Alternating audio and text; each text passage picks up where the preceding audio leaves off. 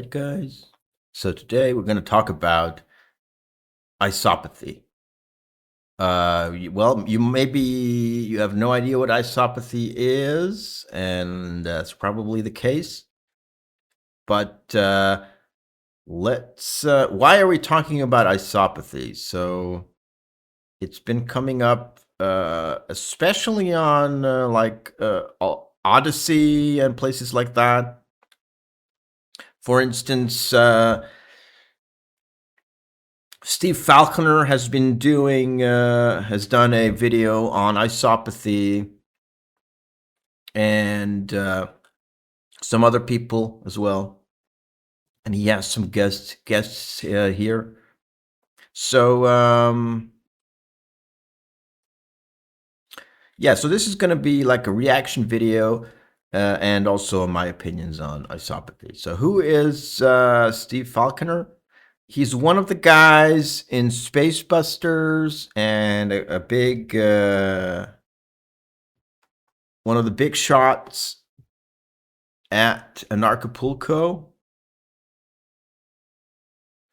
And which is like a libertarian or a freedom conspiracy community. Like people like Jeff Berwick, whatever, Max Segan, all those people. So the things they say about world events could be considered kind of accurate. Yes, the world is run by bad people, and they're conspiring to do evil things. But for instance, Steve Falconer has been coming out with videos about homeopathy and homeopathy-related stuff, and it's all complete bullshit. It's all. He's not a homeopath, and he's kind of mixing homeopathy with the esoteric stuff and New Age stuff, and it's complete misinformation. And that's why I just wanted to respond to him. So basically, he's a fucking idiot, right? If you treat yourself using Steve Falconer's advice on homeopathy, and these people, I don't know who these people are, you're gonna remain sick. What you need to do is treat yourself with classical homeopathy, classical scientific homeopathy, right? Yes, in the truth movement, we are skeptical of science, but the homeopathy was created before science was taken over by whoever is ruling the world. So we're skeptical of science, the forms of science that we have today, but we're not skeptical of the scientific method and sciences, pure sciences, which adhere to the scientific method of repeatability, etc. And homeopathy is one of those things, okay? It's a pure science, adheres to the scientific method, etc. So we want homeopathy to remain scientific, and we want homeopathy to remain in its original form, okay? When it was a science. I'm not against New Age stuff. I'm not against esoteric stuff. But homeopathy is a science, and it being a science is good. And what Steve Falconer is doing is mixing a big barrel, a big truckload of horse shit into it, and thereby degrading it, making it completely lose its essence, just because he wants to, prance around, and he wants to be like the the authority on alternative medicine in the truth community. He wants to, peacock as the guy who knows so much about this. Well, he doesn't know jack shit, okay? He doesn't know jack. He's not a homeopath, right? Just because I can say the word isopathy, or just because I can say the word energy, or just because I can say the word cell salts, it doesn't mean that he is someone who knows what he's talking about. So let's get into this. All right. Awesome. So welcome, guys, or lady and gentlemen. We're here. My subs know you, Adam. You blew them away last time when we did the holographic blood. And right off the bat, guys, holographic blood. You're mixing schizo esoteric bullshit into homeopathy with holographic blood and all this crap.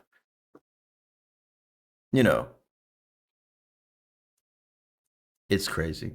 We've got a lot of views with that one. And every time you come on, you bring some exciting stuff. And now you're bringing Mari, who is Dr. Marizel. Do you pronounce it Arce or RC? Arce. Arce, you say me. All right, yeah. And we are going to be talking about isopathy or isopathic medicine and theory, which is excellent. Once again, Adam, you've brought me something I never heard about before. And this. So they're going to be talking about isopathy. And if you listen to the whole interview, it's an hour and a half. And it's just beating around the bush and not saying anything of substance. I mean, I can't show you, but you can go ahead and listen to it. If you skip ahead and try to find something of substance, you will not be able to. Mari here. That's great. And it's also, after your dad, like you said, you got we'll get into this isopathic stuff. He's like, we'll get into it, but we never find out what isopathy is. It's not that it's dangerous, but it needs. By the way, I'll tell you. I'll tell you in a minute. Okay, I'm just gonna show you, like, this is it is what it is. Needs to be treated with respect, and it's not always your first choice of battle. We'll get into that later after we talk about what it is, because people watching are like, "What are you talking about?" We'll never find out. Which I was when I first heard about it. But yeah, so it's great. So for you guys, it's that extra layer when you find stuff in people's holographic blood and find something. Right, people's holographic blood. We find stuff in people's holographic blood. Doesn't that sound insane to you guys? I mean, it sounds like a psychotic, schizophrenic, person with Down syndrome. Like, holographic blood, get the fuck out of here,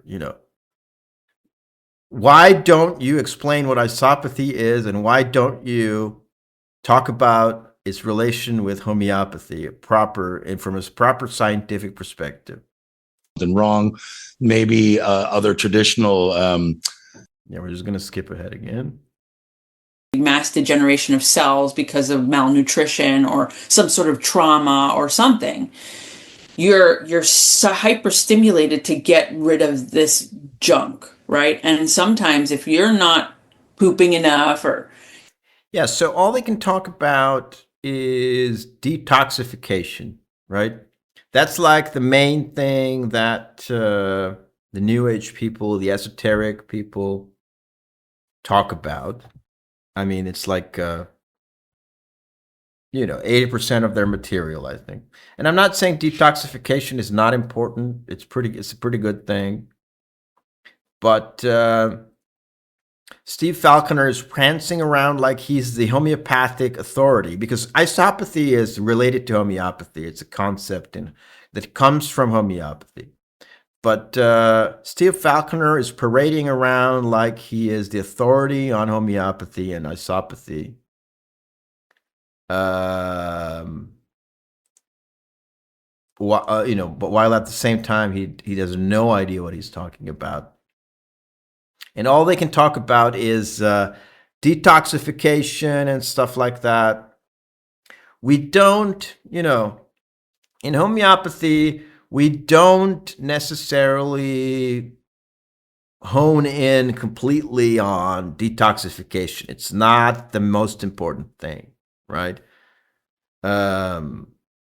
If you're not using homeopathy, then yes, detoxification is. I mean, it's if the method you're using is not homeopathy or you're using another system, I don't have a problem with detoxification. Is great. Okay, just so you know. Not drinking enough water, or I'm just gonna skip ahead again. Let's say And we never find out what isopathy is. I had a throat problem. Oh, liver. Let's talk about the liver because I drink. I'll drink to that. I'll drink to that. So would you take these like the ancients did in the ancient cultures? If they had a problem with their liver, they'd go kill a deer and eat the liver. Would you get your isopathics? Would you get your somatids from a liver? yes, And where? An animal or a human, or where would you get them? Well, I wouldn't. I don't think we want to do cannibalism at this moment, but at this point in society, I wouldn't fucking doubt it. But yeah. But do you try to get it from a like? In other words, my question is: are the somatids in the throat different than the somatids in the liver, and are they programmed to do a? Right. So isopathy is basically this, right, guys? So you have a problem with your liver, and you take liver.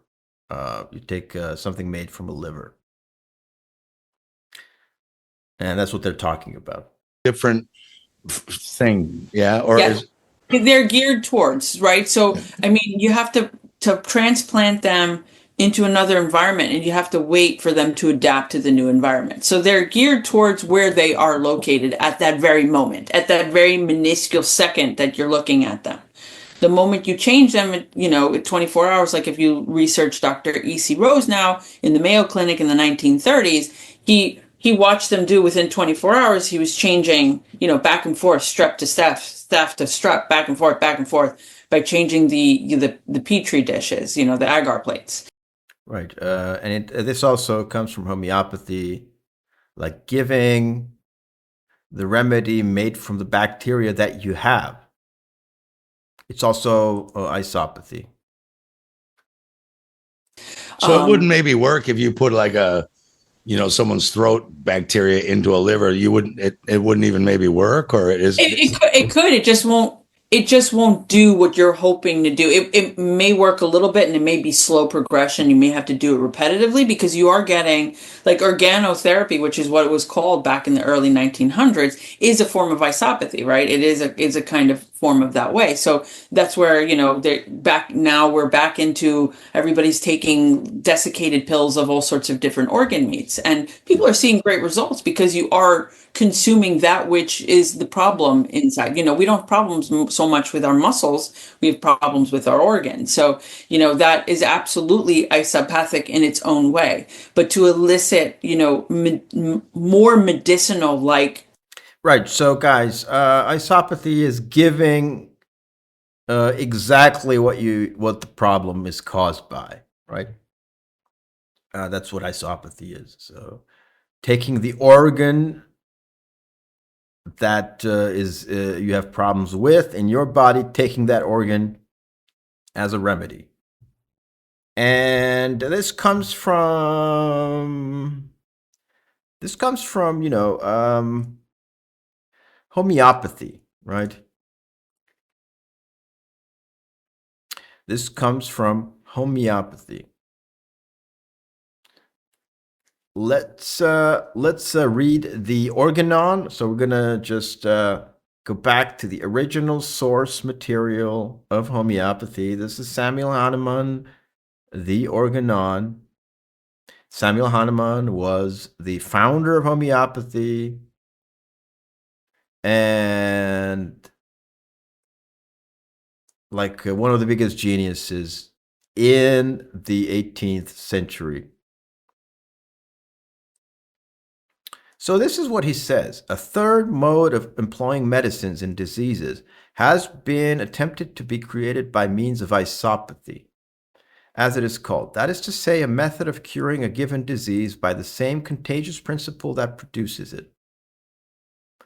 But even granting this could be done, after all, seeing that the virus is giving to the patient highly potentized and consequently in an altered condition, the cure is only effected by opposing a simillimum to a simillimum. To attempt to cure by means of the very same morbific potency contradicts all normal human understanding and hence all experience.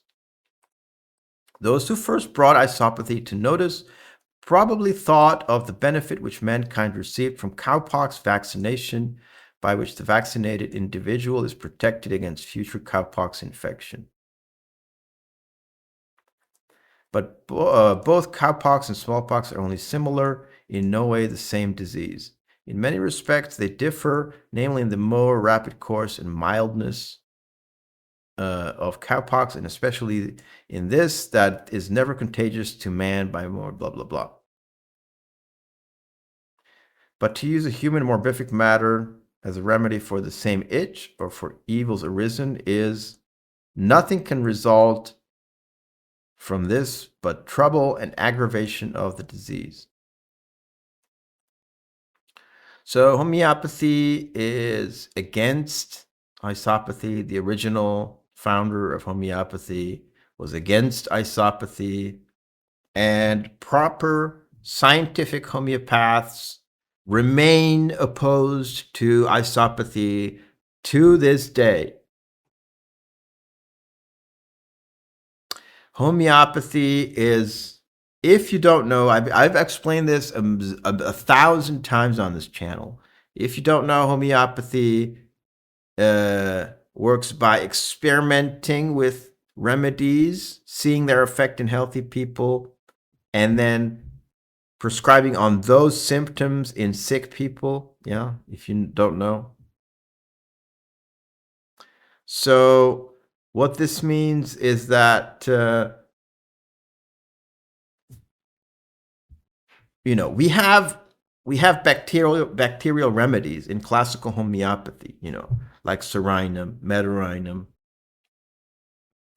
But we don't give those based on what bacteria the patient has.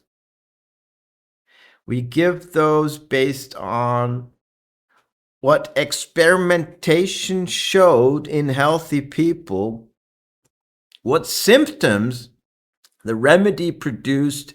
The remedy made from bacteria. We have remedies made from bacteria, but we look at the symptoms that it caused. We test the remedies with testing, experimentation, the basis of science, repeatability.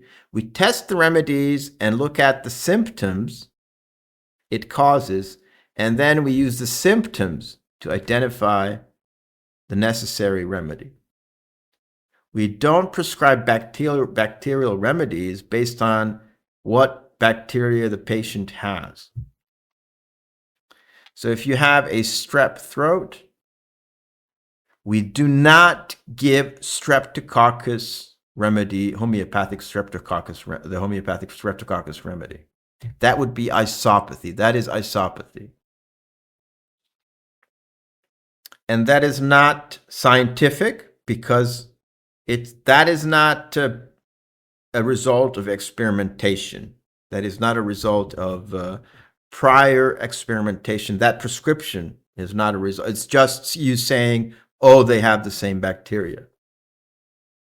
Right? Bacterial remedies and homeopathy need to be prescribed based on the same scientific experiments, experimental procedure that the other remedies go through, right? We test the bacterial remedies and give it to people who exhibit similar symptoms. That is homeopathy. Isopathy is not homeopathy. It's not based on the scientific experimentational principle. It's isopathy, and you're throwing away the scientific essence of homeopathy. And also, by the way, all the founders of homeopathy were against isopathy. The founders of homeopathy, who, by the way, they are like they're totally unsurpassable intellects, even back then. But nowadays, it's like, to the extent to which we have degraded, we are complete dumb fucking kindergartners, compared to the greatest minds in the 18th century, right? We've been dumbed down. We cannot surpass them. Their research, it's like, these are people like Aristotle level physicians experimenting for their whole lives, full time, doing nothing else, who came up with these principles. And then people like Steve Falconer,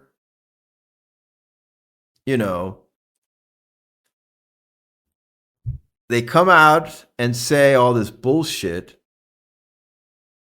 that goes against everything they said, all the principles of homeopathy, the founders, everything. And he doesn't give a shit. He acts like he's the authority on homeopathy in the truth community. He acts like he's, he has any kind of academic authority on this matter, which he doesn't. So remember, guys, don't listen to Steve Falconer. Steve Falconer is a fucking idiot. And that's it for today. Thanks for listening.